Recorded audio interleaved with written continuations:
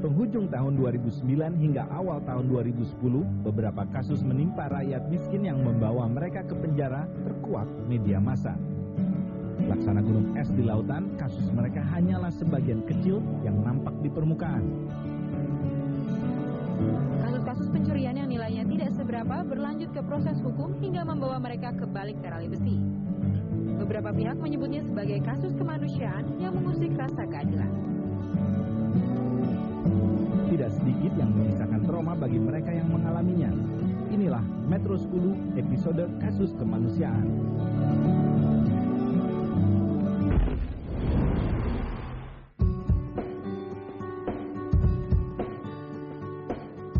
Berawal dari keluh kesahnya yang disampaikan di blognya dan tersebar ke milis serta jejaring sosial di internet.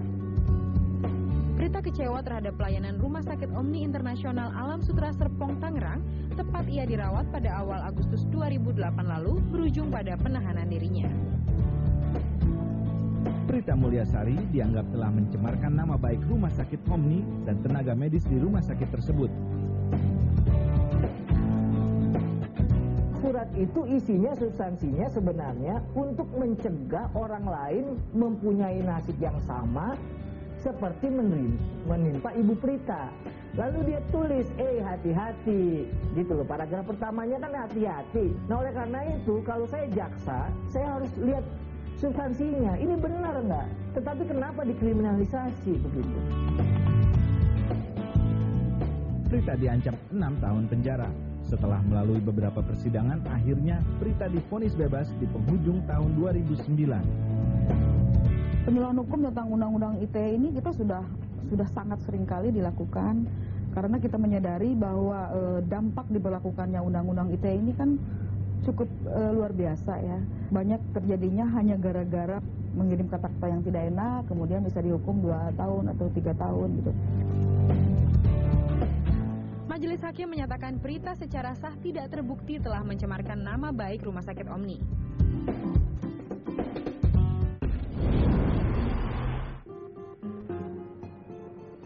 Orang bocah di desa Air Tawar, Langkat, Sumatera Utara dituntut oleh sebuah perusahaan perkebunan dengan tuduhan mencuri.